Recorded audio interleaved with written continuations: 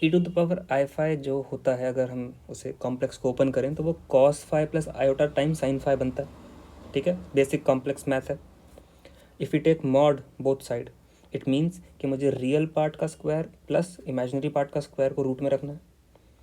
And we know that sine square plus cos square is 1. So ये part by default 1 हो जाएगा.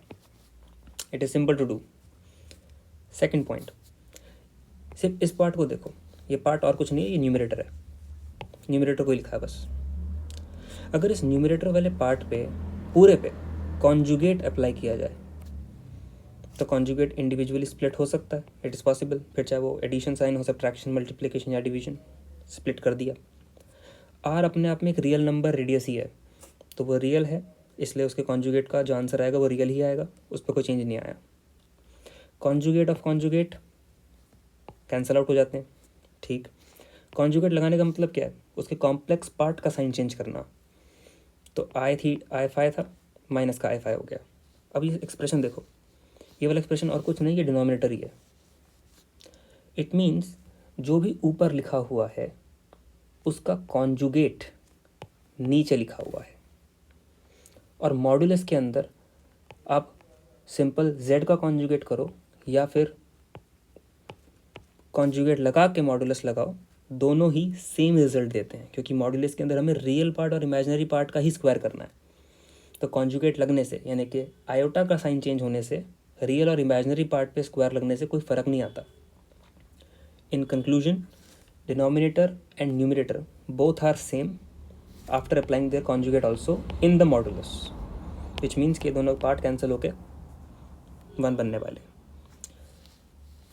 Conclusion इसके जो पूरा पार्ट है, ये वाला भी और ये वाला भी कंबाइंडली 1 है, तो बस मॉड एफ जेड ही बच गया.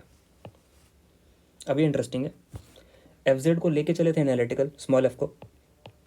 कैपिटल एफ जेड को खुद इंट्रोड्यूस किया था, और दोनों पे जब मॉड लगा दोनों सेम रिजल्ट दे रहे हैं. तो यानी कि जो एफ जेड, जो कैपिटल एफ जेड को बनाया गया है, वो स्पेसिफिकली इसी तरीके से कंस्ट्रक्ट किया गया है ताकि जब उसका मॉड्यूलस लिया जाए वो equal to small F Z ही आए. It is very carefully created. तो इसलिए उस जो गिवन जो हमने लेट करा है फंक्शन को, एफ जेड को, कैपिटल एफ जेड को, उससे उस तरीके से ही याद रखना, वो काम आएगा आगे. अगर यहाँ तक सब क्लियर है तो आगे बढ़ते हैं. सी, कैपिटल एफ जेड एनालिटिकल ऊपर मेंशन करके आए. इस डिस्क के अंदर एनालिटिकल होगा, ये भी बता दिया. और इसी डिस्क के अंदर वो ज़ीरो नहीं होगा, ये भी बता दिया. ये पूरी बातें जो .1 और .2 लिखा हुआ था उसके अंदर लिख रखी हैं. अगर एक फंक्शन हर पॉइंट पे डिफरेंशिएबल है और वो कहीं पे भी ज़ीरो नहीं हो रहा है, पर्टिकुलर उस डोमेन के अंदर, इट मीन्स टू से कि अगर उसके ऊपर लॉग ऑपरेटर इंट्रोड्यूस किया जाएगा वो तब भी एनालिटिकल ही रहेगा. रीज़न, लॉग ज़ीरो पे ही इन्फिनिटी की तरफ टेंड करता है. एंड वी आर सेइंग कि हमारा जो फंक्शन है वो कभी ज़ीरो होगा ही नहीं पर्टिकुलर रीजन के अंदर. इट मीन्स अगर लॉग ऑपरेट किया, वो फंक्शन हर पॉइंट पे डिफाइंड है, कहीं पे भी ज़ीरो नहीं है, हर जगह डिफरेंशिएबल है, तो लॉग इजीली अप्लाई कर सकते हैं, वो तब भी डिफरेंशिएबल रहेगा हर पॉइंट पे, यानी कि वो हर पॉइंट पे एनालिटिकल रहेगा. ऐसा क्यों? सेम ऑब्वियस रीज़न कि हमारा जो गिवन डिमांड है एक्सप्रेशन की, उसके अंदर लॉग का जिक्र आ रखा है.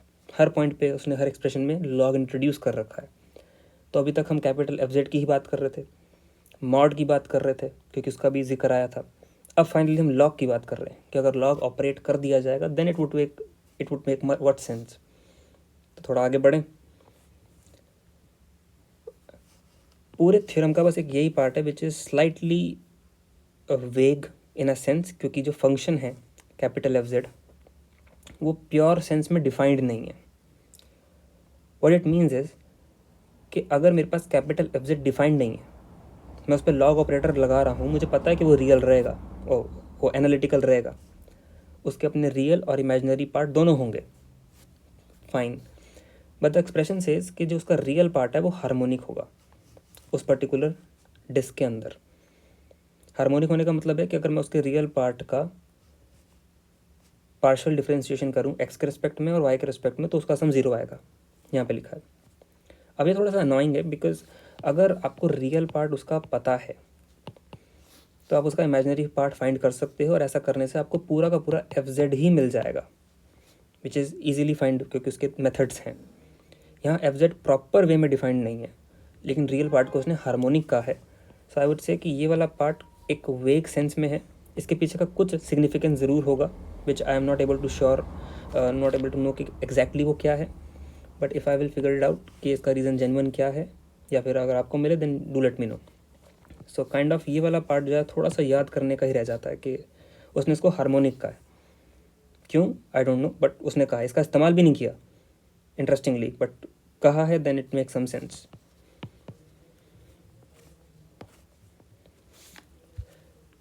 रिमेंबर एक चीज़ अभी तक याद की है, कैपिटल एफ जेड, उसे खुद इंट्रोड्यूस किया और उसे ही याद करने के लिए कहा। बाकी जो चीज़ें आ रही हैं उसको पहले वो बहुत सिस्टमेटिक हैं। हमने सेल्फ मॉड इंट्रोड्यूस किया, फिर लॉग इंट्रोड्यूस किया, और दोनों ही सिचुएशन में साबित किया कि देखो दोनों ही सिचुएशन में वो एनालिटिकल रहेगा। सो फार वहाँ तक सब ठीक है। अब एक दूसरी चीज़ है इसी थ्योरम की जो याद करने वाली है, क्योंकि ये सेल्फ इंट्रोड्यूस है दोबारा से, टेक्निकली सेल्फ इंट्रोड्यूस नहीं है, क्योंकि ये जुगाड़ू तरीके से कॉची इंटीग्रल फार्मूले का ही थोड़ा सा वेरिएशन है, जैसे गॉस मीन वैल्यू थ्योरम से बुलाया जा रहा है। गॉस मीन वैल्यू थ्योरम है कि एक्चुअली कि सपोज करो कोई फंक्शन एफ जेड एनालिटिकल है, डी डोमेन में एनालिटिकल है, कोई एक पॉइंट है उसी डोमेन के अंदर, तो फंक्शन ऐसा दिखेगा उस पर्टिकुलर पॉइंट पे। अगर इसे थोड़ा सा मैनिपुलेट करें, अगर मैं z minus Z not r E to the power I theta को वापस रिप्लेस कर दूं उसके कॉम्प्लेक्स फॉर्म में, तो वो कॉची इंटीग्रल थ्योरम्स ही बन के आ जाएगी वापस, कॉची इंटीग्रल फार्मूला दोबारा बन जाएगा उसका। सो कॉची इंटीग्रल फार्मूले का पोलर फॉर्म ही गॉस मीन वैल्यू थ्योरम है, यू कैन से दैट। तो हम यहाँ पे कॉची का इस्तेमाल नहीं करेंगे, हम गॉस का इस्तेमाल करेंगे। ये जो पार्ट है राइट हैंड साइड पे, इसे बस इस तरीके से ही इस्तेमाल करना एज अ नॉलेज पार्ट कि okay we are using it, हमें सेंस समझ में आ गया हम क्यों कर रहे हैं, लेकिन मेन चीज़ क्या है, गॉस मीन वैल्यू थ्योरम। ठीक, remember log F Z analytical है, बोल चुके। इस रीजन के अंदर डोमेन ये हमारी डोमेन है, बोल चुके। पॉइंट z इक्वल टू 0 पे फंक्शन क्या वैल्यू देगा क्या हम निकाल सकते हैं। 0 पे क्यों निकालनी है, इसका एक रीज़न है, जो हमारा गिवन एक्सप्रेशन है जो हमें प्रूफ करना है, रीज़न वहीं पे है। वो फंक्शन 0 पे निकला हुआ है, देख रहे हो, फंक्शन की वैल्यू 0 पे निकाली गई है। तो जनरल वे में तक चल रहे थे, लेकिन मुझे अगर एग्जैक्टली अगर फंक्शन की वैल्यू निकालनी ही है तो मुझे 0 पे निकालनी है। इसीलिए अब जो भी बात होगी वो 0 पे आ जाएगी, ओरिजिन पे बात कर रहे होंगे सारी, किसी और पॉइंट पे किसी और सोल्यूशन पे नहीं। तो एट z इक्वल टू 0 क्या कर सकते हैं, z नॉट की जगह 0, फंक्शन ये है, ये रहा function 1/2 pi as it is, limit as it is, function. अच्छा हाँ, ये जो z नॉट है मीन्स के जो सेंटर पॉइंट होता है सर्कल का, हमारे केस में सेंटर पॉइंट 0 ही है, हमारा जो सर्कल है वो ये है, यानी कि अगर मैं इसे लिखूँ तो ऐसा दिखेगा, ये सेंटर पॉइंट इसका 0 ही है। तो z नॉट है ही नहीं तो फिर 0 उसकी जगह पे, और r E to the power i, यहाँ पे थीटा नहीं है, बस यहाँ पे फाई है, डी फाई। तो कुछ नहीं किया, बस कॉपी पेस्ट। कैसे, गॉस मीन वैल्यू थ्योरम वो ये कहती है, ये सब बातें हमें पता है, हमने पुट कर दी, सिंपल इज दैट, और कुछ नहीं किया एक्स्ट्रा। थोड़ा आगे बढ़ें, ये वाला सिचुएशन काम आएगा। और ये वाला तुम पार्ट थोड़ा ध्यान से देखो, बड़ा इंटरेस्टिंग सा है। ये पार्ट है लॉग का 1/2 पाई, ये पूरा एक पार्ट। इस पार्ट को थोड़ा सा फिलहाल के लिए एक बार थोड़ा सा याद रखो, क्योंकि अभी मैं थोड़ा सा ऊपर जाऊँगा तो तुम देखना ये वही पार्ट है जो क्वेश्चन में मांगा गया है। 1/2 पाई 0 से 2 pi log function r E to the power i phi D phi, ये वही पार्ट है जिसको हम अभी इक्वल में लेकर आए हैं मॉड f(0) के लिए लॉग लग के। इंटरेस्टिंगली हमने अभी यहाँ पे प्रूफ किया है कि कैपिटल एफ जेड और स्मॉल एफ जेड इक्वल है।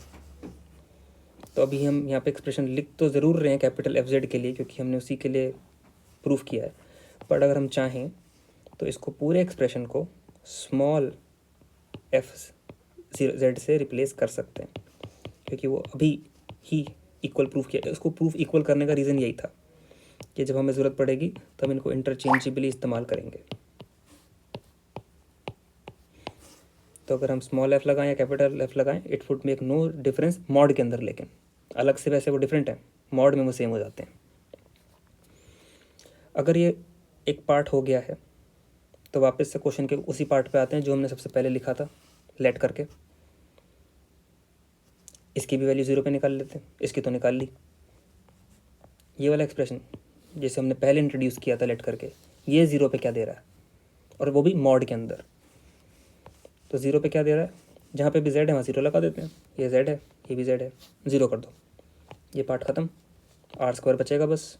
और यहाँ पे ये वाला पार्ट ख़त्म, माइनस का zi बचेगा विद r। एक r से एक r कैंसिल हो सकता है, तो ये वाला पार्ट बस इतना रह गया। इंट्रोड्यूसिंग मॉड क्यों कर रहे हैं, इट इज़ वेरी नोन कि भाई पूरा प्रोसेस ही स्पेस पे है कि फंक्शन लो, 0 पे ऑपरेट करो, मॉड लगाओ, फिर लॉग लगाओ। क्यों? क्योंकि हमें प्रूफ करना है, फॉर नो रीज़न, क्योंकि वो एक्सप्रेशन बनाना है, दैट्स इट। यही आइडिया, और कोई ड्राइविंग फोर्स नहीं है इस क्वेश्चन की। सो मॉड F0, अच्छा मॉड जो है हमारा स्प्लिट हो सकता है, तो मैं पूरे पे लगाऊंगा, देन मैं इंडिविजुअली पार्ट्स पे लगाऊंगा, इट कैन स्प्लिट, उसका नेचर है वो। ठीक है, तो मॉड लगा दिए। आर पॉजिटिव है इसलिए वो मॉड के बाहर आ सकता है, साइन चेंज हो गया। और z कॉम्प्लेक्स है तो वो मॉड के अंदर ही है अभी भी। अब मॉड इंट्रोड्यूस हो गया तो अब क्या होगा, लॉग, क्योंकि यही पार्ट है, तो लॉग लगाया। अच्छा लॉग है और मल्टीप्लाई में, तो वी नो द प्रॉपर्टी कि अगर दो चीज़ें मल्टीप्लाई में प्रोडक्ट में लॉग लगने के बाद वो प्लस में आ जाती हैं एडिशन में। ये वाला पार्ट क्लियर है, लॉग है और ढेर सारे प्रोडक्ट हैं, r upon mod z1 into r upon mod z2 and so on up to n। तो there are n numbers in multiply, so log लगते साथ ही वो सारे के सारे n नंबर्स एडिशन में आ जाएंगे, इसलिए वो अब मल्टीप्लाई का साइन चेंज होके एडिशन आ गया 1 से n तक ही लॉग के साथ।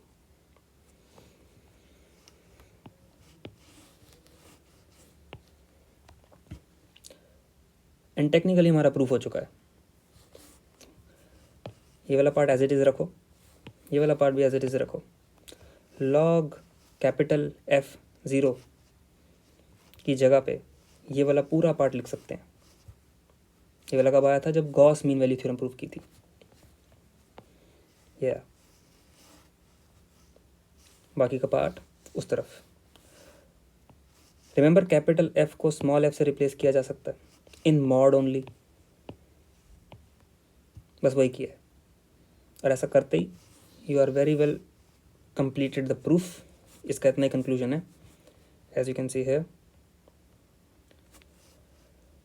लॉग वाला पार्ट आया, समीशन वाला पार्ट आया r अपॉन z करके, और इधर इधर ये वाला पार्ट आया।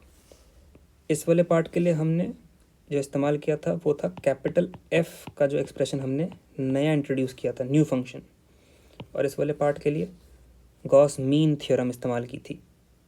तो दोनों के लिए डिफरेंट डिफरेंट चीज़ें इंट्रोड्यूस हुई हैं लेट करके, उनको स्पेसिफिकली अलग अलग सॉल्व किया गया है फॉर z इक्वल टू 0 के लिए। उसके बाद दोनों के लिए सेपरेटली मॉड इंट्रोड्यूस हुए, दोनों के लिए सेपरेटली लॉग इंट्रोड्यूस हुए, और फिर दोनों आपस में इक्वल हो गए। यही प्रूफ है। अगर प्रूफ समझ में आया है तो बताना। सी या।